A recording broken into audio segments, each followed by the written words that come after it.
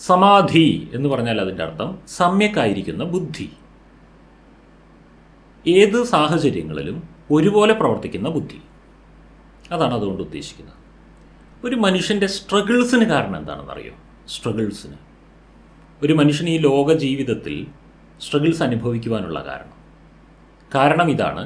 സാഹചര്യങ്ങൾ നമ്മുടെ മുന്നിൽ നെഗറ്റീവായിട്ട് നൃത്തമാടിക്കൊണ്ടിരിക്കുന്ന സമയത്ത് സാഹചര്യം നെഗറ്റീവാണ്, അത് ശരി, അത് നമ്മുടെ കയ്യിലല്ല, അത് അവിടെ എന്താ വെച്ചാൽ ചെയ്യട്ടെ. പക്ഷെ നമ്മളും കൂടെ നെഗറ്റീവായാലോ? അതാ കാര്യം.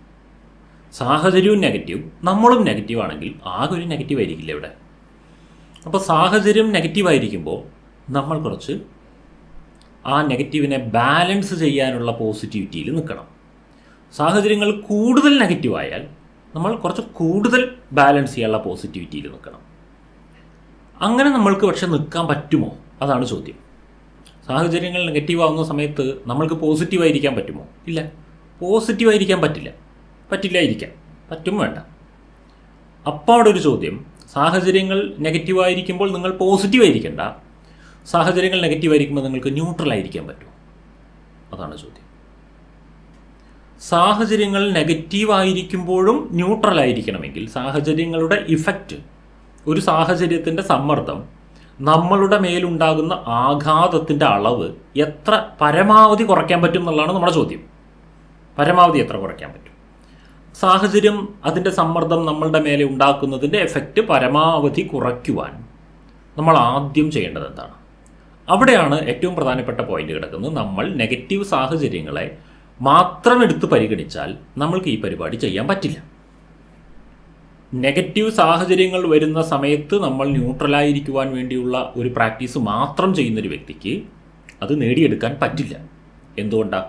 അപ്പോൾ ഇയാൾ പോസിറ്റീവ് സാഹചര്യം വരുമ്പോൾ എന്താ ചെയ്യുന്നത്? അങ്ങനെ ഒരു ചോദ്യം ഉണ്ടല്ലോ അവിടെ.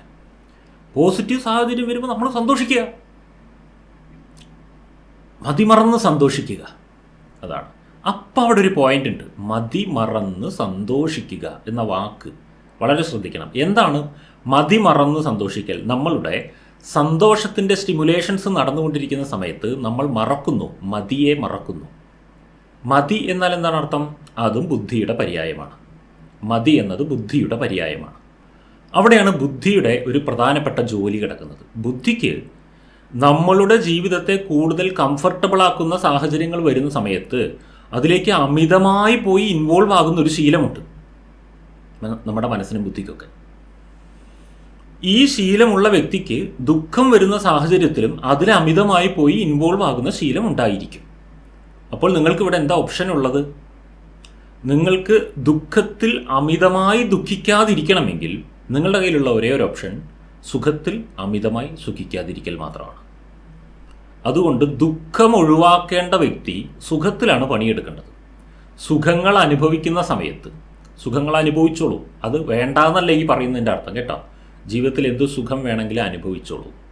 ജീവിതം ഇങ്ങനെ ഒരു സാക്ഷിഭാവത്തിലിരിക്കുകയും കടന്നു വരുന്ന സുഖങ്ങളെയും കടന്നു വരുന്ന ദുഃഖങ്ങളെയൊക്കെ ഇതെല്ലാം ഗസ്റ്റുകളാണ് എന്നുള്ള രീതിയിൽ പരിപാലിച്ച് പറഞ്ഞു വിടുകയും ചെയ്യുക. ഒന്നിനെയും നിഷേധിക്കേണ്ട, രണ്ടിനെയും സ്വീകരിക്കുക. ഒന്നുകിൽ നിങ്ങൾ രണ്ടിനെയും നിഷേധിക്കുക, അല്ലെങ്കിൽ രണ്ടിനെയും സ്വീകരിക്കുക. ഇതാണ് ജീവിതം. സുഖദുഃഖ സമ്മിശ്രമാണ് ജീവിതം. ഈ ഭൂമി മുഴുവനായും ഒരു സമയത്ത് ഏതെങ്കിലും ഒരു ഭാഗം എപ്പോഴും ഇരുട്ടിലായിരിക്കുന്ന ഒരു സ്ഥലമാണ്. ഇതുപോലെ നമ്മുടെ ജീവിതവും എപ്പോഴും ഏതെങ്കിലും ഒരു ഭാഗം ഇരുട്ടും ഏതെങ്കിലും ഒരു ഭാഗം വെളിച്ചമായിട്ട് ഇങ്ങനെ മാറിക്കൊണ്ടിരിക്കും. ഈ ബോധത്തിൽ ജീവിക്കലാണ് സമാധി. ജീവിതം ഒരു ഊഞ്ഞാലാട്ടം പോലെയാണ്. ഒരു ഊഞ്ഞാൽ അങ്ങോട്ട് എത്ര ആടണം എന്നുള്ളത് അത് ഇങ്ങോട്ട് എത്ര ആടി എന്നുള്ളതിനെ ആശ്രയിച്ചിരിക്കും. ഇനി ഇങ്ങോട്ട് എത്ര ആടണം എന്നുള്ളത് അത് അങ്ങോട്ട് എത്ര ആടി എന്നുള്ളതിനെ ആശ്രയിച്ചിരിക്കും. ഈ ദ്വന്ദ്വങ്ങളിലേക്കുള്ള പ്രയാണമാണ് ജീവിതം. ഡ്യുവാലിറ്റികളിലേക്കുള്ള പ്രയാണമാണ് ജീവിതം. ഈ ഊഞ്ഞാലാട്ടം എത്ര കുറച്ചാണോ ആടുന്നത് അത്രയും നിങ്ങൾക്ക് സ്റ്റെബിലിറ്റി ഉണ്ടാവും. ഇതിങ്ങനെ ആടുന്ന ഒരു സ്വഭാവം നിങ്ങൾക്കുണ്ടെങ്കിൽ കുറേ കരയും കുറേ ചിരിക്കും, കുറേ കരയും കുറേ ചിരിക്കും. ഇതാണ് ദ്വന്ദ്വങ്ങളിലേക്ക് അമിതമായി പോകാതിരിക്കുക. ഭൂമധ്യരേഖയിൽ ജീവിക്കുക, മനസ്സിൻ്റെ ഭൂമധ്യരേഖയിൽ, ധ്രുവങ്ങളിലേക്ക് പോകാതിരിക്കുക. ശീതമുഷ്ണം മറ്റൊരു ദ്വന്ദ്വമാണ്. നിങ്ങൾ എത്രയധികം ശീതത്തിലേക്ക് പോയോ അത്രയും ഈ ഉഷ്ണം കൂടുതലായിട്ട് ഫീൽ ചെയ്യും. നിന്ദ, സ്തുതി, ഇത് മറ്റൊരു ദ്വന്ദ്വമാണ്. നിങ്ങൾ ഒരുപാട് നിന്ദകൾ കേട്ട് ജീവിക്കുന്ന ഒരു സ്ഥലത്ത് നിന്ന് ഒരു ദിവസം ഒരു സ്തുതി കേട്ട് കഴിഞ്ഞാൽ നിങ്ങൾക്ക് വലിയ സന്തോഷമായിരിക്കും. എന്നാൽ നിങ്ങളെ എപ്പോഴും സ്തുതിച്ചുകൊണ്ടിരിക്കുന്ന ഒരു വ്യക്തി നിങ്ങളെ ഒരു ദിവസം നിന്ദിച്ചാലും നിങ്ങൾക്ക് വലിയ ദുഃഖമായിരിക്കും. ഇതാണ് നിന്ദയും സ്തുതിയും മറ്റൊരു ദ്വന്ദ്വമാണ്. നിങ്ങൾ എത്രയധികം അഭിമാനങ്ങളിൽ രമിക്കുന്ന ശീലമുണ്ടോ അത്രയധികം അപമാനങ്ങൾ നിങ്ങൾക്ക് വളരെ വലിയ ആഘാതമായിരിക്കും. ഇതെല്ലാം ദ്വന്ദ്വങ്ങളാണ്. ശീതം ഉഷ്ണം, സുഖം ദുഃഖം, ജയം പരാജയം. ഒന്നും ഈ ലോകത്ത് സ്റ്റേബിൾ അല്ല. ഈ ലോകത്ത് സ്റ്റേബിളായിട്ടുള്ള ഒരേ ഒരു കാര്യം മാറ്റം. അത് മാത്രമാണ്. മാറ്റം മാത്രമാണ് സ്റ്റേബിൾ. മറ്റൊന്നും സ്റ്റേബിൾ അല്ല. മാറ്റം എന്നും ഇവിടെ സ്റ്റേബിളായി നിൽക്കുന്നൊരു സാധനമാണ്. Change never changes. ഇത് അക്സെപ്റ്റ് ചെയ്യലാണ് ജീവിതം. മാറ്റങ്ങളെ അംഗീകരിക്കാത്തൊരു മനസ്സാണ് നിങ്ങളുടെ മനസ്സെങ്കിൽ നിങ്ങളുടെ മനസ്സ് മാറ്റമില്ലാതെ ദുഃഖിച്ചുകൊണ്ടിരിക്കും.